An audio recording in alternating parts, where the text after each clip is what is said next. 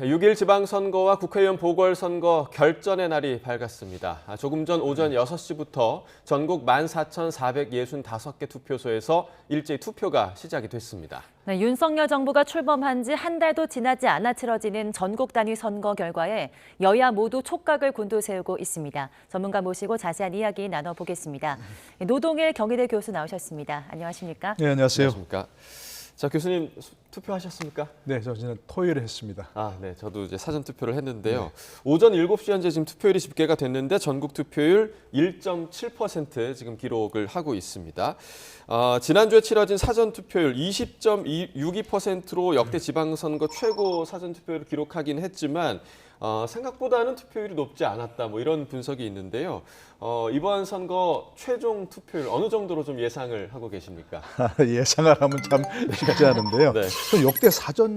역대 최고 투표율 그래서 얼마나 나왔나 했다 봤더니 그렇게 높은 건 아니더라고요. 별로 차이는 안 나더라고요. 지난 2018년과 비교해서 0.48%? 네. 그 정도 포인트 그 정도니까 뭐 크게 높아지는 않는데 네. 그래도 지방선거 투표율이 보통 대선보다 한참 낮고 한 15% 이상 포인트당 낮고 예. 총선보다도 훨씬 낮다는 걸 감안하면 꽤 높은 사전 투표율이죠. 근데 이번에는 한 뭐 그래도 대선 후에 치러지는 것이고 이른바 뭐 대선 연장전이라고 할 정도로 꽤 관심들이 높아서 그래도 60%대는 넘지 않겠는가 하는 조심스럽게 좀 예측을 해봅니다. 네. 네, 저희가 앞선 리포트로도 보여드렸지만 뭐 투표율이 낮으면 보수 정당이 유리하다, 투표율이 높으면 진보 정당이 유리하다 이런 말이 있지 않습니까? 이거에 대해서 어떻게 생각하십니까? 아까 리포트 나왔지만 이제는 네. 누구도 그렇게 당담할 수 없다 얘기를 했는데요. 이번 지방선거 투표율은 뭐 서로 자기들이 자기 지지층 결집했다. 뭐 민주당과 그 국민의힘이 모두 그렇게 얘기하고 있지만 뭐 그런 건 아닌 것 같고요. 근데 좀 속내를 들여다보면 더불어민주당 측에서는 약간 좀 섭섭한 감이 있지 않을까 싶어요.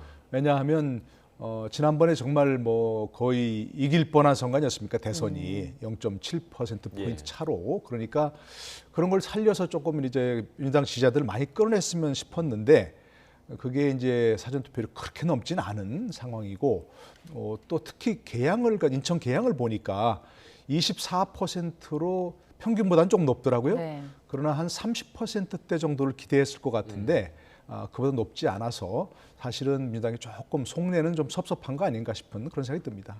네. 자, 이번 그 투표율에 따른 사전 투표율에 따른 유불리를 조금 예상을 해보신다면 어떠실 것 같으세요? 어느 당에 좀 유리할 것 같으세요? 그러니까 뭐 꼭 그렇다고 그냥 국민의힘 여당에 유리하다 이렇게 볼 수는 없는데 민주당의 기대치보다는 조금 낮은 게 사실인 것 같고요. 예. 그렇게 보자면 사실은 뭐 오늘 이제 본 투표에서 얼마나 사전 투표에 나오지 않았던 사람들이 더 나오느냐 이게 중요한데 지금 이제 전남 지역이 제일 높았고 예. 경북 TK 지역이 조금 낮았다는 그런 거 아니겠습니까?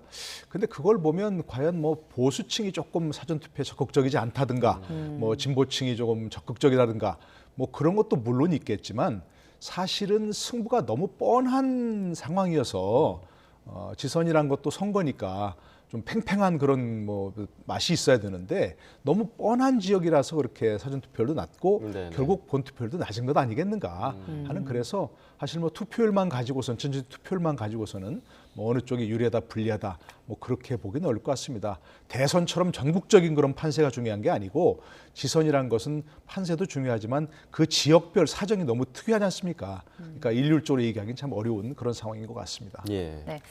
13일 동안 이어진 공식 선거 운동이 어제 자정에 종료됐습니다. 마지막까지 여야 모두 최대 격전지를 중심으로 총력 유세를 펼쳤는데요. 여야 대표 메시지 듣고 오겠습니다. 갑자기 대통령 탄핵까지 꺼내면서 선거 막바지에 자기 지지층을 결집하려고 하고 있습니다. 여러분, 이거 가볍게 봐서는 안 되는 것이고 오늘 대통령 탄핵까지 언급한 이들에게 사실상의 대선 불복을 하는 이들에게 내일 우리가 심판할 수 있는 유일한 방법은 여러분께서 한 분도 남김없이 투표장으로 가서 대한민국 윤석열 정부 성공을 위해서 뛰는 것 아니겠습니까? 폭주하는 신임 대통령을 견제하고 탈선하지 못하도록 잘 끌고 갈 책임 있는 야당이 필요하고 그 책임 있는 야당이 바로 더불어민주당이라는 걸 여러분 잘 아시죠? 윤석열 대통령의 그 나쁜 버릇을 서울 시민 여러분 고쳐주시기 바랍니다, 여러분. 네, 여당은 이 정부 성공을 또 야당은 윤석열 정부의 견제를 각각 주장하고 있는 것 같죠. 이 메시지 어떻게 보셨습니까? 글쎄 이제 뭐 대선이나 총선이면 굉장히 큰 이슈가 휩쓰르는 게 바람직하긴 하지만 일반적이고 또 그게 그러나 이건 지방선거인데 사실 저렇게 이른바 중앙에서 모든 한 가지 이슈로 다 이렇게 얘기하는 건 사실 바람직하진 않아요. 뭐 정권에 힘 실어달라, 뭐 정권을 견제하게 해달라 하는 그런 이슈가 사실 지배하는 건 바람직하지 않은 것 같고, 그러니까 지역별 선거 아니겠습니까? 그러니까 지역별 일꾼을 뽑는 것이고 지역별 사정도 너무 다를 텐데 사실 아까 이제 그 YTN에서도 전체 그 예전에 역대 지방선거를 이렇게 보여줬는데 보니까 완전히 휩쓰는 경우가 많았잖아요. 예. 어느 한 당이. 네. 사실 그런 건 정말 바람직하지 않죠. 어떤 경우든 뭐 정권 초기든 중반이든 말기든 간에 지방선거는 사실 그런 지역별로 지역별 이슈가 지배하는 게 바람직하고 거기에서 유권자들이 지역별로 일꾼을 선택하는 게 바람직한데 저런 사실은 그 이런 호소 이건 지방선거에서 바람직하지 않다 생각합니다. 그러나 또 그게 휩쓰는 게 현실이니까 아무래도 구도가 제일 중요하죠. 네. 구도가 제일 중요한데 현재로서는 대통령 취임, 새 대통령 취임은 얼마 되지 않았고 또 뭐 여당 프리미엄이라는 게 있고 뭐 늘 대통령이 저 뉴스 중심에 나오지 않습니까? 네. 그리고 또 대통령이 계속해서 뭐 전국을 좀 방문하는 여러 가지 이슈를 만들어서 가고 있고 선거 개입이라고 하지만 문재인 대통령도 비슷한 활동을 했지 않습니까? 그게 꼭 선거에 유리한 행보라기보다는 어떤 그 대통령 프리미엄, 여당 프리미엄이니까 전적으로 봐서는 뭐 여당에 좀 힘을 실어달라 뭐 이런 쪽이 뭐 조금은 현재는 유리한 구도 아니겠는가? 구도로만 봐서는 네. 뭐 그런 생각이 듭니다. 네. 예. 이번 선거에서 그 후보로 나선 인물들의 몇몇만 보더라도 지난 대선의 이제 연장전의 성격이 분명히 좀 드러나고 있는데요. 교수님께서 개인적으로 이번 그 지방선거 선거운동 기간에 좀 기억에 남는 장면이 있다면 어떤 게 좀 있으실까요? 기억에 남는 건 지금 말씀하신 대로 대선 연장전이라고 할 정도로 네. 뭐 그야말로 이재명 후보가 인천 계양을에 출마한 그거 자체도 상당히 눈길을 끌었고요. 예, 예. 또 막판에 뭐 인천공항 이전이라고 하는, 김포공항 이전이라고 네. 하는 그 대형 이슈가 지금 뭐 계양을뿐만이 아니고 뭐 그런 경기도, 서울, 제주도까지. 예, 제주도까지 네. 영향을 미치는 그런 걸 보면서 이게 과연 어떻게 저 이슈가 지금 이렇게 전개가 될까 하는 게 제일 지금 초미의 관심사인 것 같습니다. 저도 관심 갖고 지켜보고 있고요. 네, 우리가 지난 13일간 선거운동 지도부 동선을 보면 확실히 수도권 쪽이나 충청 쪽으로 좀 몰려 있는 것 같습니다. 반면 여야 정통적인 강세 지역인 뭐 영남과 호남은 상대적으로 발길이 좀 뜸한 모습인데요. 중원 싸움에서 전체 판세가 좀 결정될 걸로 보십니까? 네, 모든 선거는 다 중원 싸움이라고 얘기하죠. 모든 선 지난 대선도 그랬고요, 사실은 총선도 그렇고 모든 선거가 중원 싸움인데 이번은 좀 특히 그런 것 같습니다. 영호남 지역은 뭐 그쪽 분들 죄송하지만 사실상 승패가 결정된 적이 많고 예. 무투표 당선 지역도 워낙 많고요. 그리고 이제 상대 예를 들어서 뭐 호남에서는 이제 국민의힘이, 영남에서는 민주당이 얼마나 선전할 것인가 관심이지 승패에는 영향을 미치기 어려운 상황이니까 지금 제일 그 중원에서 관심 갖는 게 결국 경기도 아니겠습니까? 경기도 그리고 충남, 세종 막 이런 지역이 또 대전까지 포함해서 모두 다 양당 모두가 민주당, 국민의힘 모두가 지금 승패에 큰 관심을 갖고 있는 중원 싸움인 것 같습니다. 그 중에서도 이제 제일 핵심 지역이 경기도 아니겠습니까? 네. 설사 민주당이 지금 민주당 스스로 얘기하는 것처럼 많은 지역에서 패배하더라도 경기도지사 이긴다면 뭐 그렇게 큰 패배는 아니다 얘기할 수 있을 것 같고 네. 만약에 국민의힘에서 뭐 서울, 뭐 경기도까지 석권을 한다면 굉장히 큰 대승을 하는 것이다. 그렇게 얘기할 수 있는 정도로 핵심 지역인 것 같습니다. 네. 자, 여야의 이제 승리 목표치가 조금 다소 다른 것 아닌가 좀 생각이 드는데요. 국민의힘 같은 경우는 전국 17개 광역단체장 선거 결과를 기준으로 해서 최소 9곳 혹은 10곳 정도 이상을 지금 목표로 하고 있는 것 같은데 아무래도 아까 언급해 주셨다시피 여당 프리미엄을 굉장히 좀 기대를 하고 있겠죠. 그러니까 선거에서는 뭐 구도, 바람, 뭐 인물 그렇게 얘기를 다 하지 않습니까? 네.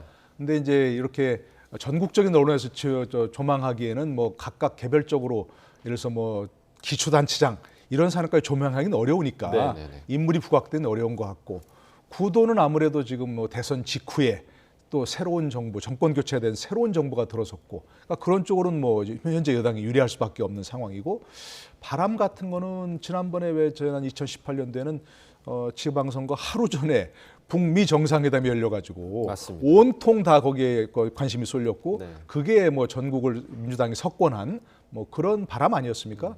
근데 이번에는 그 정도의 무슨 큰 바람이 불 것 같지는 않고요. 바이든 대통령이 다녀가긴 했지만 그게 옛날처럼 이렇게 막 그냥 엄청난 태풍이 되기는 어려운 것 같아요.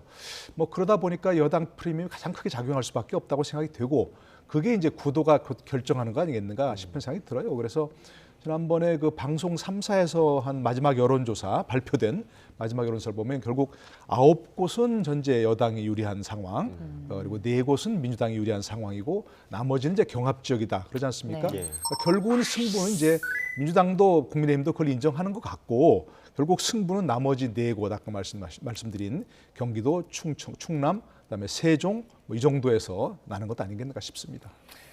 네, 그 야당과는 좀 반대로 야당은 애초 선거운동 초에는 뭐 8곳 정도 승리하겠다 이렇게 말을 했는데 지금은 뭐 싹쓸이를 막아달라며 읍소 전략으로 좀 바꾼 것 같습니다. 이게 좀 최근 불거진 성비비 의혹이나 아내 내홍 같은 것 때문일까요? 아무래도 그런 영향이 분명히 있죠. 이번에는 그러니까 여당 국민의힘이 뭐 특별하게 눈에 띄는 뭐 잘한 선거운동이라든지 이건 눈에 띄지는 않아요. 그러나 결국 지금 말씀하신 대로 민주당 내부에서 일단 선거 직전에 이 선거가 본격화되기 되기 직전에 검수완박이라고 하는 그 법률 통과를 좀 무리하게 한 그 후폭풍이 작용하고 있고 예. 거기다가 지금 민주당 내부에서부터 성비위가 불거졌고 당 지도부 갈등이 계속 불거지고 있고 이런 것들이 결국 부정적 영향을 끼쳐서 선거는 상대적인 거 아니겠습니까?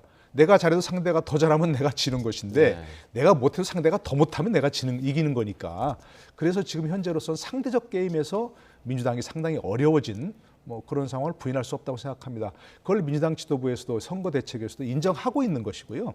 그걸 통해서 읍소 전략을 통해서 결국 한 표라도 더 민주당 지지층이 투표를 포기했다거나 아니면 하고 싶지 않은 사람들을 이끌어내려는 뭐 그런 전략이 있다고 생각합니다. 네. 자, 방금 전에도 좀 언급을 해주셨지만 선거 전에 그 막판 변수로 떠올랐던 게 이재명 후보가 이야기를 했던 김포공항 이전 이슈였습니다. 다른 지역 선거 판세에도 영향을 미칠 것으로 보이는데 이 이슈가 이번 선거에서 어느 정도의 영향력이 있을 거라고 좀 생각이 드십니까? 그래서 이게 이제 김포 쪽하고 네. 김포나 서울 강서 그다음에 또 이제 인천 계양을 정도 이 정도의 국지적인 사실 이슈인데 이게 전국적 이슈가 돼버렸지 않습니까? 그리고 이제 사실은 이재명 후보가 대선 후보 주자라면 모르겠는데 예. 인천 계양을 지역에 출마한 지역구 국회의원으로서는 사실 내기 어려운 그런 공약 아니겠습니까? 그런데 이제 거기 계양을 지역에는 조금 유리하게 작용할 수 있는 네. 그런 이슈긴 하지만 이재명 후보가 개인 후보가 지금 아니잖아요. 총괄 선대위원장이잖아요. 예. 그러면 전국적인 어떤 영향력을 무시할 수 없는 상황인데 제주도에 벌써 당장 제주도 출마한 민주당 후보들이 반발하고 있지 않습니까? 또 서울 지역에 있는 여러 후보들도 사실은 조금 부정적 영향을 미친다고 그걸 감추지 않고 있고 뭐 그러기 때문에 아무래도 이 부분은 좀 부정적 영향 또 자책골 중에 하나일 수 있다고 생각이 되는데 근데 이게 초반에 불거진 게 아니고 막판에 불거져서 뭐 그것이 뭐 전국적으로 엄청난 부정적 영향을 끼친다 이렇게 보기는 좀 어려울 것 같습니다. 네. 네, 이번에 지방선거와 함께 치러지는 보궐선거도 많은 관심을 받고 있습니다. 특히 대권 주자였던 안철수 후보와 이재명 후보의 성적표에 많은 분들이 관심이 쏠리고 있는데요. 먼저 인천 계양을에 나선 이재명 후보가 뭐 승리할 것이다 처음에는 이렇게 말했지만 여론조사 결과를 보면 국민의힘 후보와 접전 양상을 펼치고 있습니다. 먼저 이재명과 윤영선 두 후보의 녹취 내용 듣고 오겠습니다. 제가 만난 유권자들의 밑바닥 민심이나 분위기는 지난 선거하고는 확연히 다른 모습 보이고 있습니다. 투표를 하시는 분들은 결국은 이 공정하고 상식이 무엇인지 아는 분들이기 때문에 저희가 승리를 확신합니다. 오늘이 마지막 날이라 있는 목소리를 다 썼습니다. 마지막 한 분까지, 마지막 1분까지 최선을 다해 주십시오.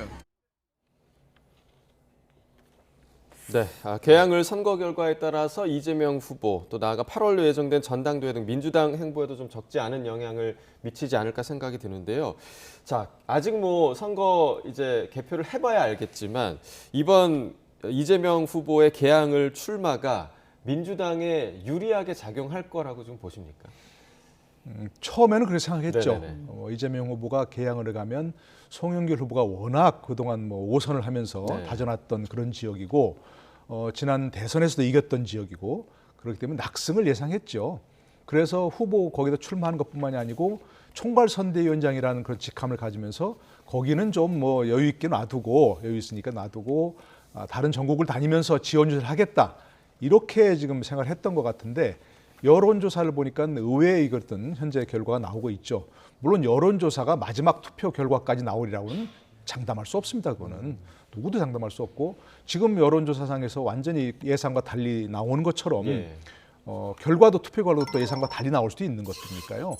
정치도 생물이지만 선거는 더더욱 생물이죠. 매일이 달라지는 것이고 말 한마디에 좌우되는 것이고 그건 어쨌든 현재까지 봐서는 그렇게 이재명 후보의 효과가 민주당 전체에 긍정적 효과가 나온 것 같지는 않아요. 그건 민주당에서 인정하는 바고 우선 출마 자체가 명분이 없다 생각을 했던 많은 의견들이 있었고 그런 것들이 민주당 내에서도 반대가 있었지 않습니까? 너무 빠르다 지금 나오는 게. 그런데 어쨌든 출마를 했고 제 개인적인 생각은 만약에 이재명 후보가 개항을 해 출마를 하지 않고 총괄선대위원장만 맡아서 전국을 다녔다면 굉장히 다른 결과가 나왔을 거예요. 굉장히 그 어떤 긍정적 효과, 특히 민주당 지지층을 투표장으로 이끌어내는 그런 효과가 있을 텐데 이재명 후보가 의외로 고전하면서 지금 개항을에 못 박혀 있는 그런 상황이란 말입니다. 그래서 총괄선대위원장으로서 역할도 제대로 못하고 있고 본인 선거도 지금 위태롭다는 그런 말이 나올 정도니까 이거는 긍정적 효과는 거의 없다고 봐야 되겠죠. 네, 지난 대권 주자였던 이재명 후보에 이어서 안철수 후보도 있죠. 경기 분당 갑에 나서고 있습니다. 그 여론조사 결과 이재명 후보와는 좀 다르게 여론조사에서 우위를 보이고 있는데요. 만약 안철수 후보가 당선이 된다면 다음 행보는 어떻게 전망하십니까? 일단 지금 이제 국민의힘 뭔가 통합이 됐으니까 다음 대표 선거 이제 뭐 내년에 있을 예정이지만 하지만 거기 도전하지 않겠습니까? 만약 안철수 후보가 당선이 되어서 지금 이제 그러면 벌써 뭐 3선 중진이 되니까 뭐 상당히 중요한 그런 위치를 차지할 수 있을 것이고요. 그러나 저는 안철수 후보는 이제 아까 이재명 후보와 달리 뭐 다른 지역도 많이 가더라고요. 인천 계양을까지 와서 지원 유세를 할 정도 되는데 저는 그 점도 상당히 안철수 후보로서는 조금 너무 방심하는 거 아닌가 싶어요. 아까 말씀드린 대로 여론조사와 결과는 많이 다른 경우가 상당히 많이 있고요. 우리 2010년 그 오세훈 후보와 한명숙 후보가 대결했던 서울시장 선거 봤지 않습니까? 오세훈 후보가 뭐 10%포인트 이상 여론조사에서 벌리면서 낙승이 예상됐는데 마지막까지 거의 뭐 낙선된다 할 정도로 얘기해서 있었고 0.6%포인트 차이였거든요. 그러니까 안철수 후보가 과연 저렇게 더 지역을 비우고 전국을 다니면서 지원 유세하는 게 바람직한가 조금 의문이 들어요. 저는 하여튼 결과를 봐야겠습니다만 당선이 된다면 날개를 다른 것이고 국민의힘에 가서 안착해서 다음 대선을 들 때 당원들에게 대해서 많은 접촉을 면을 넓힐 수 있는 그런 기회가 된다고 볼 수 있겠죠. 네, 결과를 좀 지켜봐야겠습니다. 현재 치러지고 있는 지방선거 관련해서 노동일 경희대 교수와 이야기 나눠봤습니다. 고맙습니다. 네, 고맙습니다.